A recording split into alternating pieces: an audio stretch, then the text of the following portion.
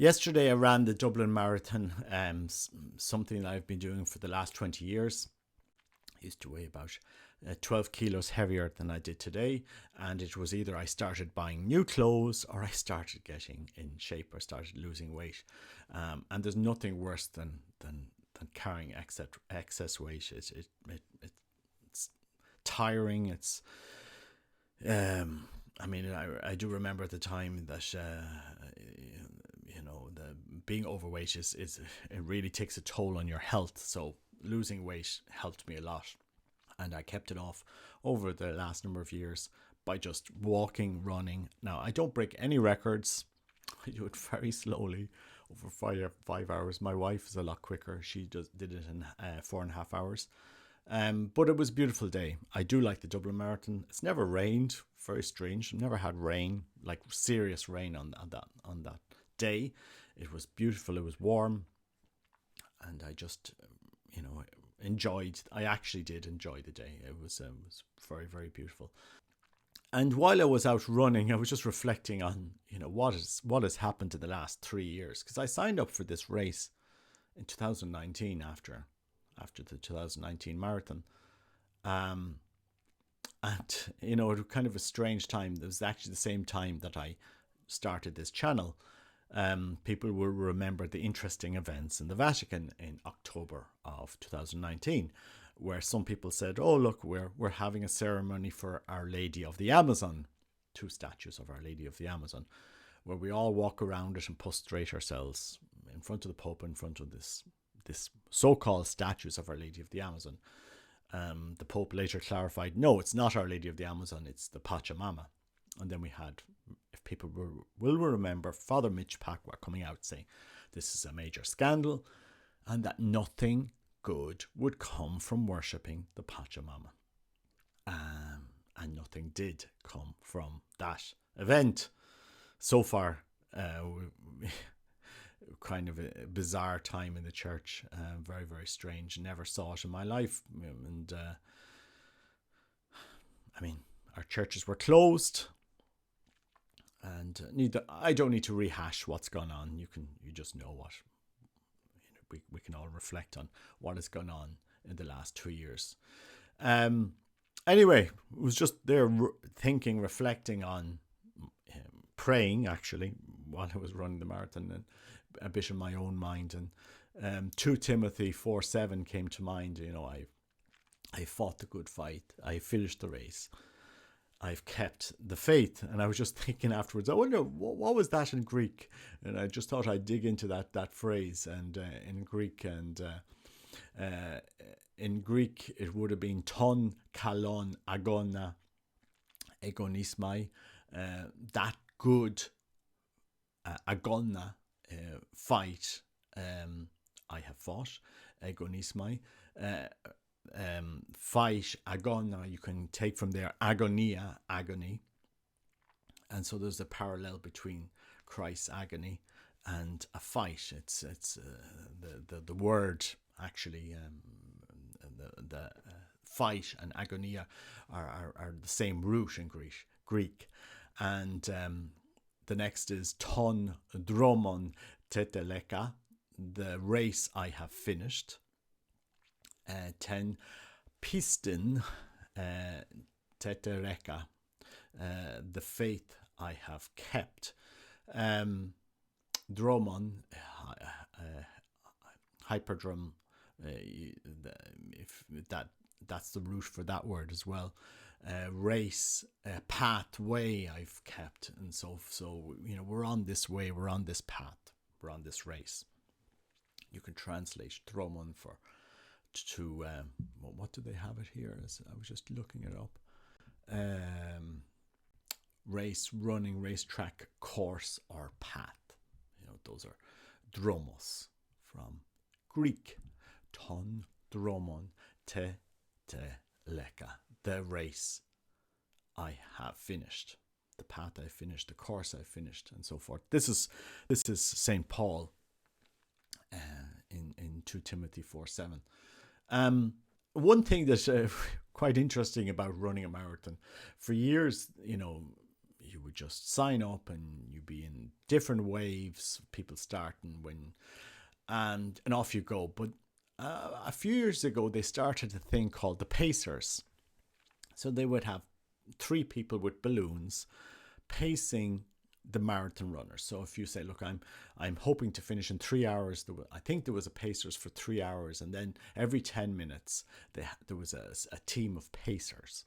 And I thought this was revolutionary. I thought this was amazing. Oh my gosh, this is fantastic. Now I know when I want to finish. So I used to pace myself between 4:20. Start with the Pacers of 4:20, which is about 10 kilometers, 1 kilometer every 10 minutes, which is a nice, easy pace. It's if you're an elite runner, you're going to finish 2:10, 2:20. So I'm not an elite runner. I'm about it take me twice as long as somebody finishing in 2 hours. So, but I'd pace myself, say 4:11, 4:20, and off you go. And this was amazing.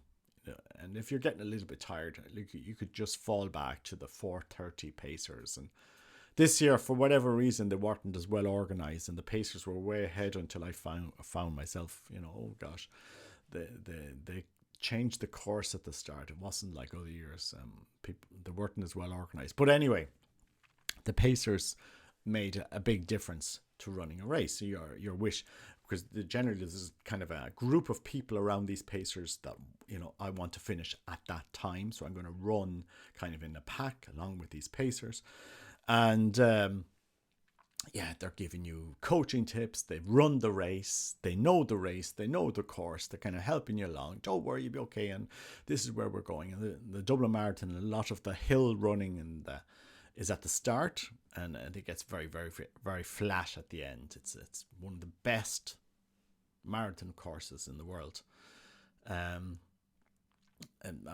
it's just the time of year, the weather, everything is just perfect. You couldn't ask for a better day.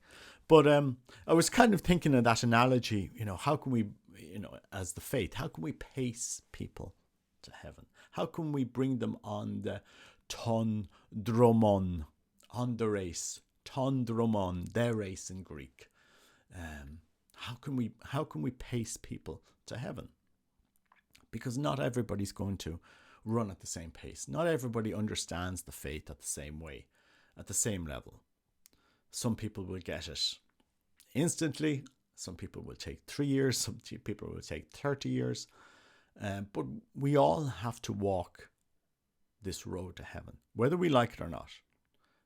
We're all called to walk towards God. We are made in the image and likeness of God, and we're all called to Him. And we can all walk this on our own, ignoring everybody else. Oh, you're walking on. Did you fall over there? And, oh, well, I'm sure the paramedics are going to come along and pick you up. And or we can help each other. We can walk, we can pace each other. We can help, we can bring people along. It was very interesting. I went to Mass on Saturday evening, 6 p.m. in Haddington Road. I think it's St. Mary's. I walked into Mass, and there was, I'd say the priest, he I think he was Croatian, because I saw on the schedule that there was Mass in Croatian. He said Mass in English, but I saw that there was also Mass in Croatian. I think this priest was Croatian. It certainly seemed like the same accent you get in Medjugorje anyway. And he was the youngest person at that Mass. But I think there was one man younger than him, but that was it. I was just there thinking, it's an amazing, we have thousands and thousands and thousands of people up in Dublin for a marathon. And we've no mass or religious event or anything to offer them. On the Camino, generally, when you're walking the Camino de Santiago, there's usually a pilgrim mass every evening in one of the churches. But in the Dublin City Marathon, it's a completely secular event. And we're not able to get in there and say, well, look, there's biblical roots to running a race. Ton dromon teteleka, the race I have finished. There's biblical roots. Our faith is a race. It's a way. It's a camino. It's a way. It's a way of life. It's a way of looking at life. It's a way of walking towards what we we are created for. We are immortal souls. You know, this world doesn't want to acknowledge we are immortal beings. We will live forever. And the choices we make in this life reflect in the next. What we do with our soul, with our existence in this life, will be reflected in the next life. You know, it's quite amazing that, you know, in this massive event in Dublin, which many people will come up to race, and their families will come up to support them. We don't have, we don't offer, say, a marathon mass on the eve of the marathon to encourage, or in the morning if people wanted to go to it. You know, there's nothing organised by the Diocese of Dublin. I mean, and maybe that's something that we could look into next year. It would be interesting. I 3 years ago went to mass somewhere in around Ballsbridge, and it's the same thing. It's maybe the masses are full on the Sunday, but on the Saturday vigil mass it was quite empty, and just mainly very, very elderly people, and that's what was like on Saturday. It was very, very few people in the church, and even with so few people, there had to be an extraordinary minister of the Eucharist for such a tiny congregation of people. Anyway, this is where the church has gone in Dublin, which doesn't have a single man in seminary formation, as far as I'm aware. The largest Catholic population in Ireland doesn't have a single Irishman in formation. But look, these are the times we live in. I suppose going back to that analogy of pacing people, of bringing them along, like not everybody understands the way to God. Not everybody understands how or who God is. And the only way we will ever convince, or I'm not even talking about convincing people, but the only way we will open another person's mind to their calling to God, to who God is if we speak from the heart. If we actually show the person that we believe in as a Christ, and we want to give him, show him, look, this man is real. He died on the cross. He exists. He rose from the dead. He ascended into heaven. Christ is real, living. And he is living. He is revealing himself across the church in Ireland in the places you would not expect, to people that you would not expect. It's quite amazing to see what Christ is doing in his church. And if he's doing that, he's not asking us to be silent. He's asking us to share that encounter that we've had with him, with others. To share, to ask others to return to Christ. You know, I can tell you 100%, if you go to Christ in the Eucharist, go before him in the Eucharist and say, well, look, Robert Nugent on YouTube has said that if I go to you in the Eucharist, Christ, you will help. He will. He will. All he wants is our will. He wants us to go to him, and then he will come to you. That's the way Christ is. You go to him with humility, with love, with asking him. Ask him. Pray to him. Christ, reveal yourself. Christ, help me. Christ, I am suffering. Can you help me? He will. But he doesn't come along and take away your will and impose himself.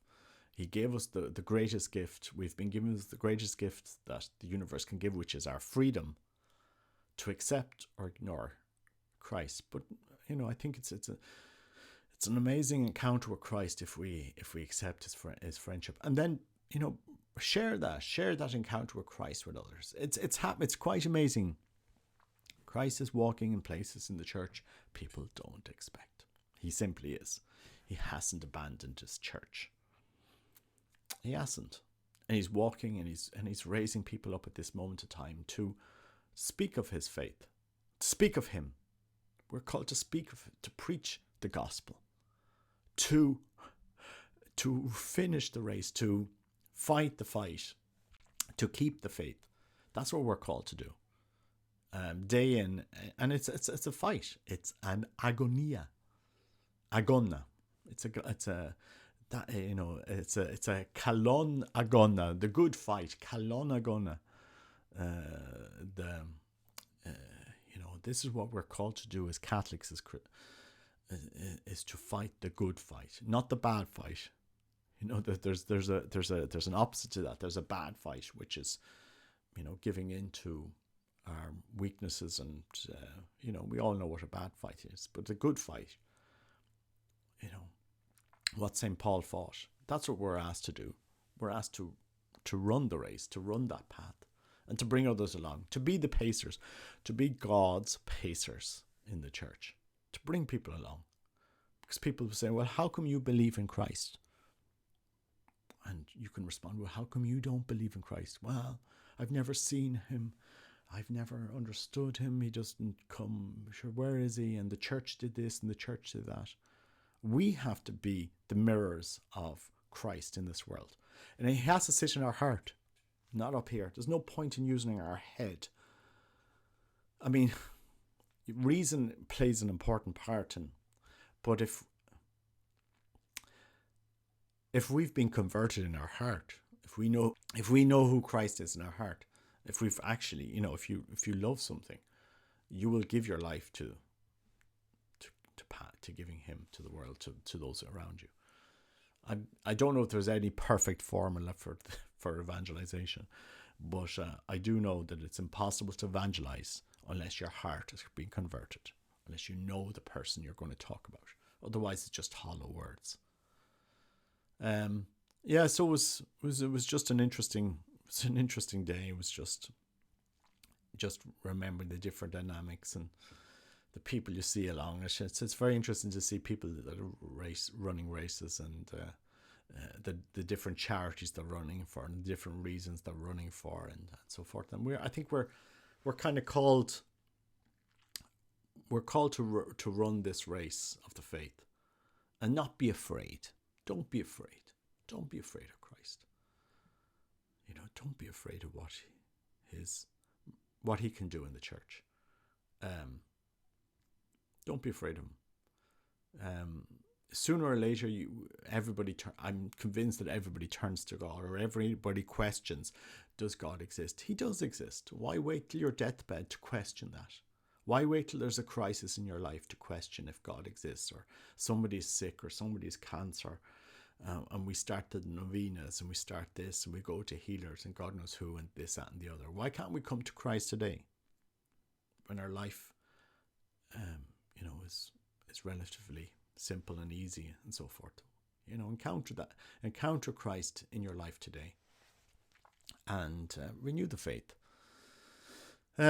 Anyway, so I'm going to rest today. My legs, I can hardly walk up and down the stairs. My wife feels a lot better.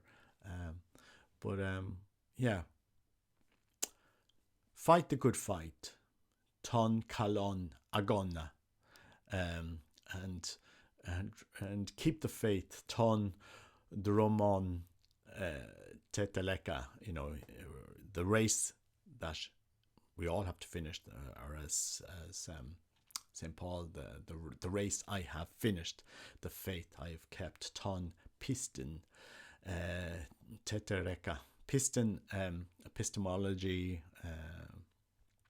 There's a lot of words that derive from that. Anyway, I'm just trying to give some the roots of this passage, because whenever I read something in English from the Bible, people say, "Oh, what translation are you using into English?" Well, I'll go back to the Greek and take you through the various translations, and then you can you'll remember those words a little bit more. The kalon agona, the good fight. The dromon, the race. Ten pistin, the faith. The fight, the race, and the faith. Agona, dromon, piston. Anyway, just thought I'd give this reflection, and walk with others, pace people with the faith, convert your heart. The only way The only way, there is no other way to preach the gospel unless the gospel has been written in your heart first. Unless you know Christ and look at his face and understand who he is and hear his voice and hear his word. If you don't know Christ, there's no way you can preach his message. Unless you know him, you have to know him first. You have to be humble and allow him to speak in your heart. And this is the only way that we will renew the faith in Ireland, is if us Catholics know Christ. We shouldn't be afraid. We shouldn't be afraid. Be not afraid. Non abbiate paura. John Paul II used to say this over and over and over and over again. Non abbiate paura. Do not be afraid. Spalancate le porte a Cristo. Fling open the doors to Christ. Spalancate le porte a Cristo. Non abbiate paura. Do not be afraid. We will all die. And on your deathbed, meditate. Imagine yourself, you're dying today. What will you remember? What won't you remember? You're not going to remember, my career and this, that, and the other. You will remember your family. You'll remember what you've done for others. Death is, meditating on that, changes our lives. And I think it's important now we give leadership and hope in the faith. We show that we believe in this amazing faith. Anyway, God bless. Take care. Bye-bye.